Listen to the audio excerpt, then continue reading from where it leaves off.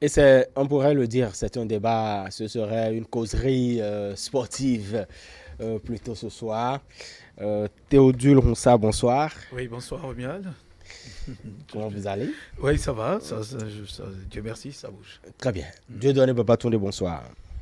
Bonsoir. Bonsoir, mes téléspectateurs. Merci de nous retrouver sur ce plateau. Très bien. François-Xavier Noumon, à nouveau, bonsoir. À nouveau, bonsoir. Le bonsoir à ses amis téléspectateurs. Latif Ouboni, bonsoir.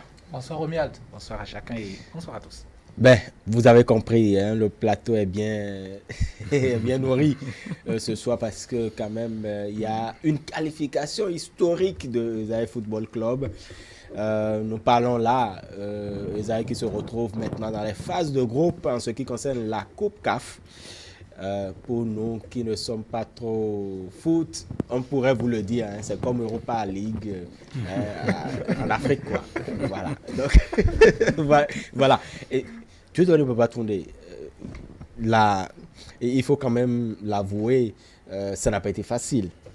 Oui, c'est une qualification qui n'a pas été du tout facile parce que si l'on se réfère simplement aux deux derniers matchs de Esaïe qui l'ont opposé à l'équipe Génération Foot. Lorsqu'on parle de Génération Foot, il s'agit notamment de l'équipe championne du championnat de première division du Sénégal. Génération Foot qui est une académie de football, donc une école de football, ce qui n'est pas le cas de Esaïe parce que lorsqu'on parle d'Esaïe, on fait référence la plupart du temps à cette université. Donc c'est plutôt les universités de l'Esaïe, on les appelle. Donc on a eu droit ce soir à un match entre universitaires et académiciens du football. C'est vrai que ce soir, l'équipe des Esaïe Football Club a perdu 1-0, mais comptant sur cette avance qu'elle avait eue au match aller en terre sénégalaise, elle avait battu aussi son adversaire 1-0. Et donc il a fallu aller notamment au tir au but pour pouvoir voir Esaïe Football Club se qualifier pour sa toute première fois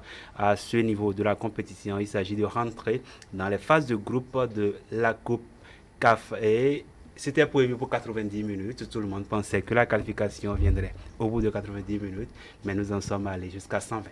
Très bien.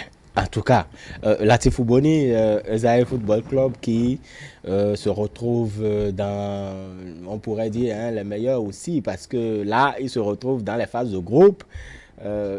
C'est vrai que ça reste maintenant. Il pourra jouer 6 matchs. Oui, c'est garanti pour 6 matchs. 6 matchs pour le compte, bien évidemment, des phases de poule. Oui, si on peut, on va dire, diviser les meilleurs clubs africains en 2 champs. Voilà, Esaïe est dans le 2e champ, parmi les 16 meilleurs en fait du 2e champ. Ce n'est pas rien. Peut-être que pour certains, c'est difficile de saisir l'émotion parce que tout de même, le Bénin est rentré dans une phase de banalisation des victoires. Donc, ce n'est plus, on va dire, ce n'est plus quelque chose d'extraordinaire, mais c'est immense ce qui vient d'arriver en fait à travers Esaïe Football Club. Parce que si les écureuils sont une vitrine qui ne reflète forcément pas, on va dire, le niveau du football béninois parce que nous avons là quand même des expatriés, certains même n'étant pas nés ou n'ayant pas évolué sur le territoire béninois, des naturalisés. Je ne dis pas que c'est un crime, au contraire. Ça se fait ailleurs. Ça se fait un peu partout. Mais si c'est une vitrine, effectivement, qui ne permet pas d'évaluer la grandeur de nos efforts, mais cette qualification, oui, à juste titre, elle permet pratiquement sur tous les plans d'évaluer nos efforts, la grandeur de nos petits efforts. Parce que là, vous avez un club qui n'était pas champion, bien évidemment, qui a eu son ticket parce qu'il a brillé au niveau de la Coupe du Bénin. Et donc, cette équipe-là, qui en 2e partie du championnat l'année dernière, s'est révélé petitement une organisation discrète, aussi des hommes autour du club discrets aussi, action tout à fait planifiée. La différence, bien évidemment, au niveau de ce club-là, c'est l'organisation. Alors, cette révélation-là, non seulement indique que nous avons avancé, mais on élimine en fait le champion du Sénégal. Et ça, c'est pas rien. C'est loin d'être. Puisque vous parlez du Sénégal, pourrait-on dire que c'est une revanche quand on sait que, bon, voilà, quand on parle quand même des seniors, quand on parle d'équipe nationale, puisque là, c'est le club équipe nationale, le Sénégal nous avait... Ça n'a rien à voir, même si, bon, ça peut avoir un petit goût de revanche quand même, parce que Génération Foot, c'est simplement le centre de formation qui a sorti Sadio Mané, par exemple. Et beaucoup d'autres jeunes qui a signé un contrat avec le FC Metz qui lui permet de permettre à ces jeunes de faire le passage, parce que l'adaptation en Europe n'est jamais facile. C'est l'un des meilleurs centres de formation sur le continent en ce moment. Au Sénégal, je pense qu'ils ont réussi à doubler le pignon à l'Académie Djamba. Donc, éliminer ce club, quand même, ce vivier, de talents sénégalais, c'est un exploit. C'est un exploit parce que le même problème se pose aussi pour le Sénégal que le Bénin.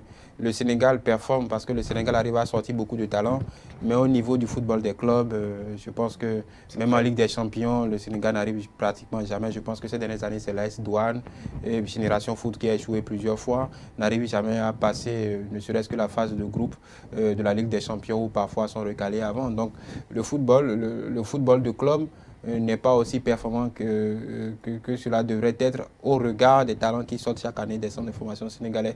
Pour le Bénin, c'est tout autre chose. Il y a longtemps quand même que le football de club est quand même à la traîne.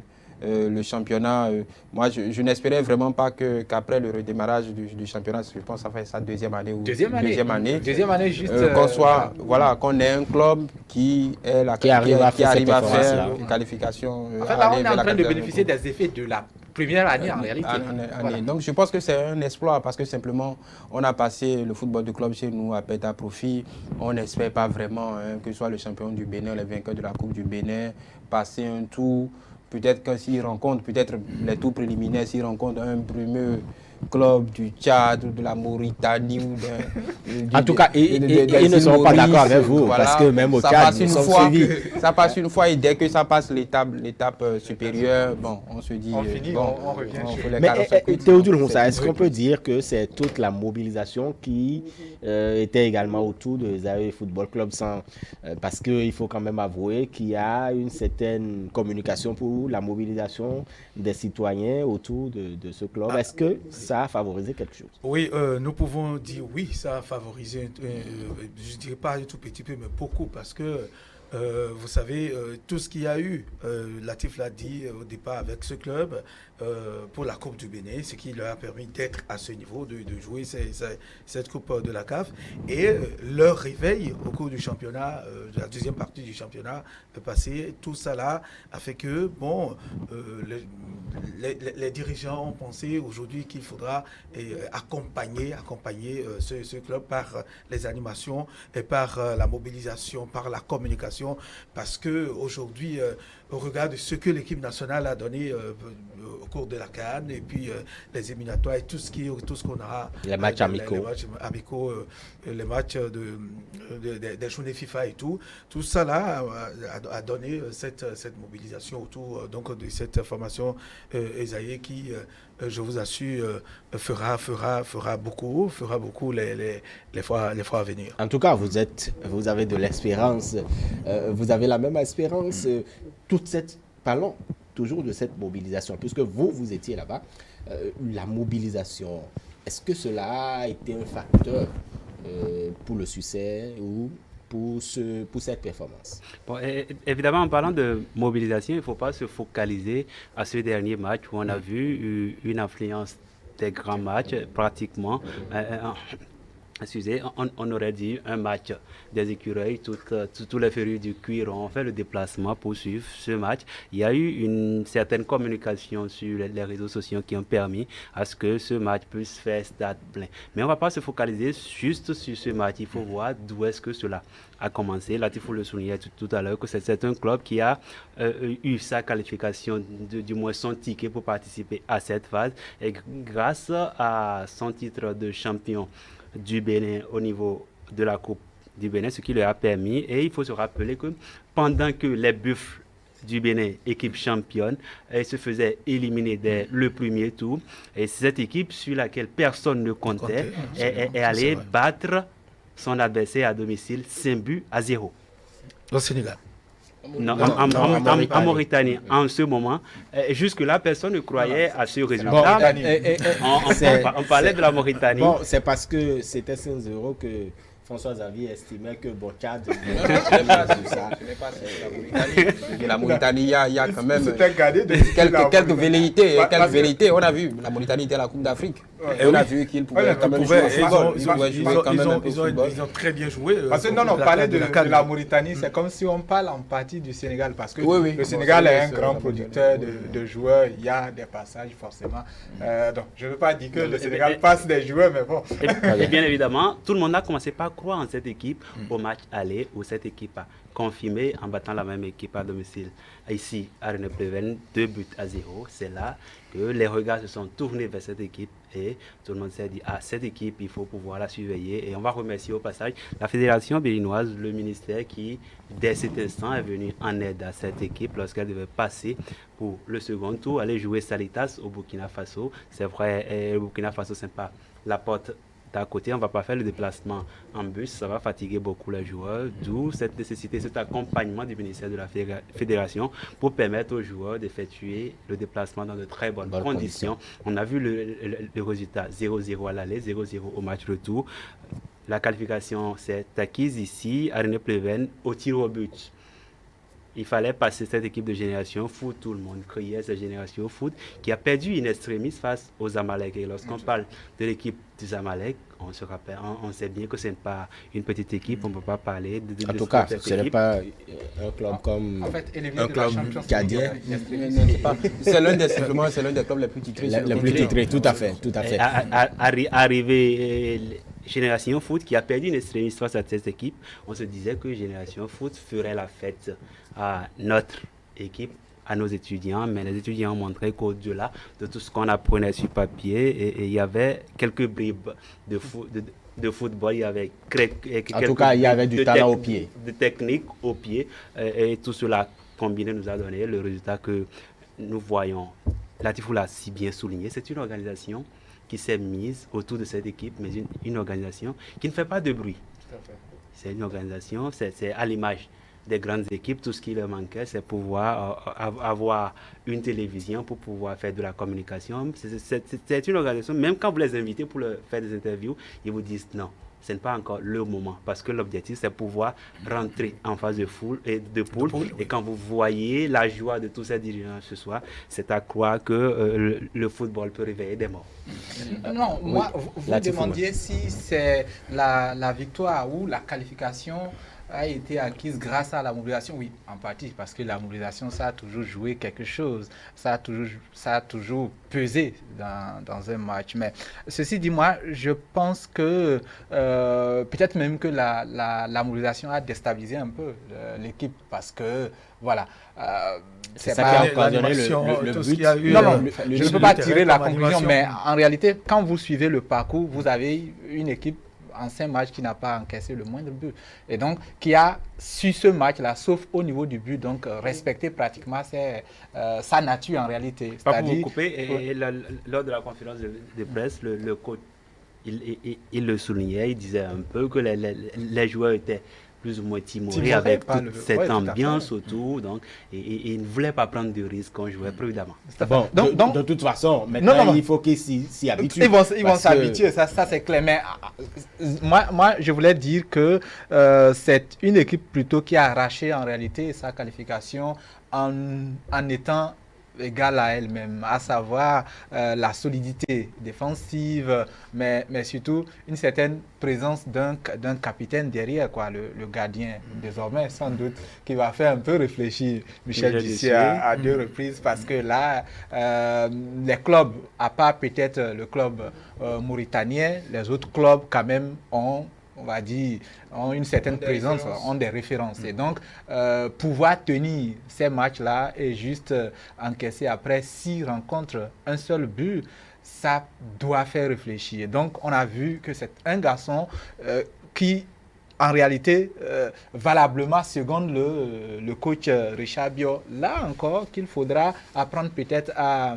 saluer et surtout à scruter par rapport non seulement à sa discrétion, mais son efficacité, le coach de Esaïe. Au-delà de ça, je pense que nous l'avons dit, il y a un président, Clément Adéchian, qui a une télévision par ailleurs, même si c'est un web TV, mais ils en ont et donc ils font leur communication à leur manière, mais quelqu'un qui a une télévision qui pratiquement a un caméraphobe, entre guillemets, quoi, qui n'est pas si visible en réalité. Donc, une fois encore, la discrétion. En tout cas, on choisit quand il faut communiquer. Tout à fait. Donc, je pense que nous avons là une école d'organisation, mais surtout, on va dire, la bravoure de ces jeunes-là qui payent tout simplement. Mais certainement, l'objectif, ce n'est pas que de se qualifier pour les phases de groupe.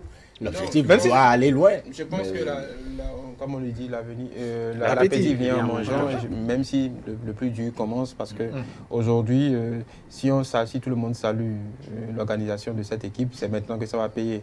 La gestion, je pense que le championnat a commencé. La gestion des phases de poule, il faut pouvoir gérer les alterner matchs de championnat, voyage. Donc maintenant, l'organisation est surtout le physique des joueurs. Il faut pouvoir gérer les temps forts. Il faut pouvoir gérer les blessures, il faut pouvoir gérer beaucoup de choses. Parce que là, quand vous avez un match à jouer, vous le planifiez beaucoup plus. Ce sont des coups, c'est des matchs coup près. Dans une configuration de groupe, autant vous pouvez gérer également parce que vous avez déjà toute la planification des matchs. Vous connaissez un peu, si vous allez, comment on appelle, scruter les adversaires, vous faites un peu de vidéos. Je pense que l'équipe est quand même assez organisée pour voir un peu les forces et faiblesses des adversaires à venir parce que le tirage n'a pas encore été fait. Le 13 ou le 13 n'a pas encore été fait. Donc je pense que c'est une équipe qui a un coup à jouer. Parce que je pense que, oui, au niveau de même s'il y a quelques cadors qui ont manqué de franchir le Rubicon de la Ligue des Champions, qui viennent jouer les troubles faits, je pense aux clubs tunisiens, algériens et marocains. Mais je pense que, quand même, ils ont eu un coup à jouer. Maintenant, ils deviennent de fait le porte-fanion du football local. Maintenant, il faudra voir comment ils feront avec la pression qui va avec. Mais chaque point qu'ils auront à gagner sera un plus pour la dynamique dans laquelle nous sommes. Et comme Latif l'a dit, cette fois, je ne dis pas qu'il ne le faisait pas avant, Dussuyer sera obligé de regarder un peu dans le football local parce qu'il faut dire que les victoires en Coupe africaine donnent un peu le paramètre du football local. Que Buffle ne se soit pas qualifié. Je pense quand même que c'était une déception parce que Buffle quand même pouvait faire quelque chose. Maintenant, Esaïe arrive quand même. Quand moi je suivais le club un peu par curiosité. Je suis allé voir quelques vidéos. Je pense quand même que tactiquement, c'est une équipe assez organisée. Ça veut dire que l'entraîneur a quand même une certaine marque de fabrique, une certaine méthode. Parce qu'aujourd'hui, je n'ai pas vu les images de ce jour, on parle de crispation, c'est normal, une pression nouvelle. Mais je pense que les joueurs ont quand même peu ou prou respecté les fondamentaux. Je pense que c'est un bloc compact, un bloc solide, qui joue les coups devant, qui essaye de transformer chaque occasion quand elle se présente. Mais je pense que c'est un bloc équipe assez compact, qui sait quand même, qui tactiquement peut jouer. Parce que Génération Foot, c'est une équipe joueuse, c'est un centre de formation, donc techniquement c'était assez varié. Mais je pense qu'entre le match contre Salitas et ce match-là, l'équipe est restée fidèle à ses valeurs, c'est-à-dire un bloc défensif assez compact, les lignes assez resserrées entre elles, et on essaie de faire face à l'adversaire du mieux qu'on peut. Ça ne veut pas dire que c'est une équipe de manchots techniquement, mais ils savent jouer leur coup à fond, et puis je pense qu'au-delà de cette qualification, on peut espérer quand même que cette équipe porte quand même le championnat béninois assez loin et fasse des émules surtout pour ce championnat. Il démontre quand même que si on y croit, si on ne sait pas rien. De toute façon, les garçons doivent savoir qu'il y a de nouveaux enjeux. Absolument, Romuald, ils doivent le savoir parce que le plus dur commence parce que là, c'est les éliminatoires en tout cas jouer les matchs dans les poules, les phases de poule, les 6 matchs. Moi, je pense que c'est très important pour pour ces équipes. Et surtout, maintenant, le plus dur commence. Il faut étoffer l'équipe de point de vue joueurs techniques, s'organiser pour affronter les défis à venir, affronter les équipes, surtout de l'Afrique centrale. Quand vous pensez à ces équipes de Topisa Mazembe, les équipes de l'Afrique du Nord qui jouent leur va-tout, vous le savez. Et nous allons... Non, mais ils ont compris, le Bénin n'a plus peur de personne. Oui, l'entraîneur l'a dit. Qu'on soit équipe nationale, oui, on joue tout le monde. On joue tout le monde, et c'est vrai, mais chaque match a ses réalités. Ça c'est vrai. Chaque match a ses réalités. Il faut en tenir compte. Et moi, je dis, le plus dur commence, il faut penser à l'avenir. La victoire, la qualification, elle est acquise ce soir. Il faut penser à l'avenir du point de vue football au plan local. Il faut oublier d'abord cette euphorie que pourrait procurer la qualification très rapidement. de ce soir. Je pense que pour ce qui les concerne, c'est loin d'être des novices non plus, hein, parce que c'est vrai que l'euphorie, ils ont été peut-être aujourd'hui tétanisés par, on va dire, l'ambiance et autres, mais c'est loin d'être des novices. Ce sont des garçons, des jeunes qui ont des plans de carrière, qui savent que chaque coup peut changer en réalité les plans des sélectionneurs à la fois des tout à fait, surtout de Dussuyer. Surtout de Dussuyer. Là, parce que quand vous voyez un peu les conditions confortables des écureuils à la CAN, franchement, et oui. On parlait du tout puissant Mazembe, je pense qu'ils sont en Ligue des Champions. Je pense les cadeaux sont en Ligue des Champions. Si on est en RDC, je pense que ça doit être soit le Vita. Le Vita Club aussi est en Ligue des Champions, donc ça doit être le Daring Club Motema Pembe. En Égypte, peut-être Pyramide FC, puisque les Zamalek et Al-Ali sont en haut. Si on prend le Maroc, je pense que ça doit être Berkane aussi, parce que je pense que le Raja et le Wydad aussi sont en Ligue des Champions. Donc je pense que quand même il y a quelques habitués. Il y a quelques cadors. Mais il y a quelques habitués qui, je pense, les clubs... si vous voulez, je vous donne la liste. C'est pas non plus il y a Oria, je pense. Il y a Oria de Guinée. Il y a Al Masri d'Égypte, je pense. Al Nasr de la Libye, je pense, là encore. Nouadhibou. Ça, c'est la Mauritanie. Et Nimba, ça, c'est connu. Zanako, voilà. Zanako, je pense que c'est la Zambie. La Zambie, sans doute. Il y a DCMP, je pense. Oui, le Daring Club Motema. Voilà, de Kinshasa. Enugu, Nigeria. Bidvest, West, Afrique du Sud. Djoliba, c'est Mali. San Pedro, voilà. San Pedro, c'est Côte d'Ivoire, bien évidemment. Agadir, c'est Maroc. Asberkane, Maroc aussi. Pyramide FC, l'Égypte, oui. Voilà, il y a Paradou, c'est l'Algérie. Et puis, Esaü, c'est pas... Esaü, voilà. S'il vous plaît, précisez. Oui, Esaü du Bénin. Oui, dans cette liste, bon, il y a quelques années, on aurait redouté les Nigérians, mais Nimba et Enugu sont des fantômes de ce qui c'était avant. Ils arrivent à se qualifier difficilement. Donc je pense que s'il y a des clubs... Oroya, ces dernières années, s'est habitué. Je pense qu'ils ont fréquenté l'étage au-dessus plutôt régulièrement, la Ligue des Champions. Je pense, moi, je me méfie quand même. On va voir le tirage, mais je me méfie quand même. Les équipes maghrébines sont quand même difficiles à gérer. La AS Berkane, qui a fait la Ligue des Champions plusieurs fois, a gagné la Coupe des Confédérations. La Coupe CAF, oui, l'a déjà gagné dernièrement. Mais je pense qu'il y a des coups à jouer. Parce qu'il y a deux équipes à dégager par poule. Mais ce qui fera la force tout de même de Esaü, vous l'aviez également souligné, on ne l'attendait pas là. Il n'y aura plus d'effet surprise, ça fait 3 matchs. Ça fait 3 équipes écartées, dont Génération Foot. Il n'y aura plus d'effet surprise. Je pense que l'effet surprise a été consommé. Donc maintenant, ils auront à se préparer tranquillement avec les nouvelles dispositions. Je crois plutôt qu'il y a toujours cet effet surprise qui peut-être va nous aider, parce que je me rappelle avant le match aller contre le Sénégal, j'ai échangé avec un confrère sénégalais qui me dit qu'il cherchait à avoir des informations sur Esaü. Il fouille partout, il ne voit rien. Il n'y a rien. Il n'y a rien sur cette équipe-là. Il demandait à ce que je lui parle un peu de Esaü. Je crois que maintenant il connaît mieux. Évidemment, c'est dit simplement que ce n'est pas une équipe qui a la communication de son côté. Ce n'est pas une équipe pour laquelle vous irez sur les net, chercher, voir plusieurs vidéos de matchs, vous n'en trouverez pas. Non, mais je pense qu'avec la CAF, on peut avoir au moins les 6 matchs. Les 6 matchs qu'il y a eu, les 6 matchs de coupe, avec la CAF, on peut la voir. Même d'ailleurs, Esaïe TV aussi fait contribuer un peu. Il y a quelques bribes mais de toute façon, c'est la pratique. Pour affronter une équipe, même quand on a fait 20 ans en Ligue des Champions, il faut faire de la vidéo, c'est le meilleur pour les entraîneurs.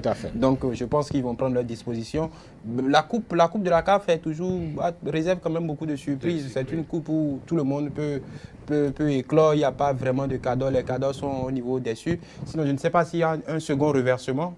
En huitième, il n'y a plus de reversement. Donc, je pense qu'on peut.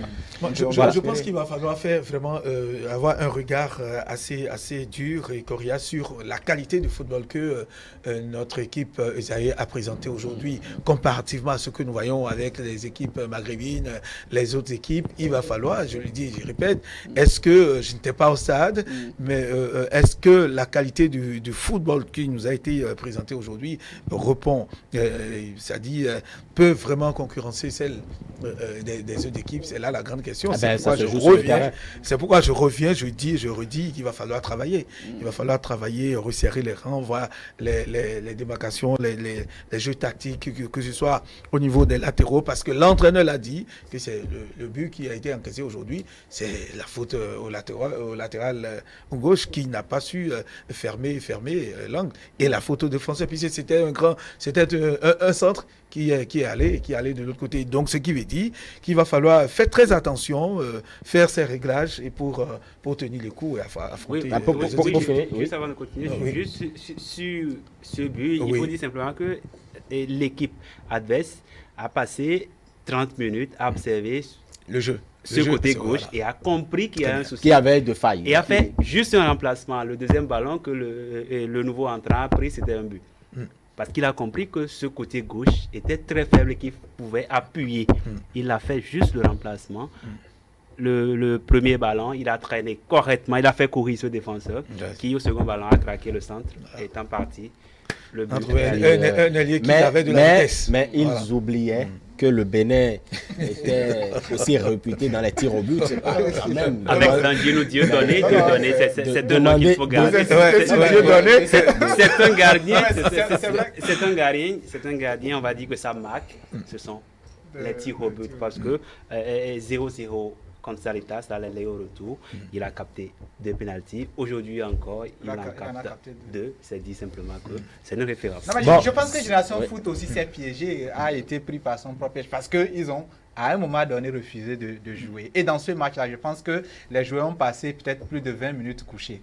Si on comptabilise le temps où les joueurs sont couchés, le gardien est couché, on a peut-être 90 minutes, moins 20 minutes. Alors, dans ces conditions-là, après avoir ouvert le score, la 40e, tout le reste du match, ils l'ont géré, comptant sur le gardien, en fait, réserviste, qui était un spécialiste de tir au but. Il oubliait que quand on se réveille tôt, il y a des gens qui dorment dehors. Danjino était celui qui dormait dehors. Alors, l'autre élément, c'est que nous avons une phase de poule, effectivement.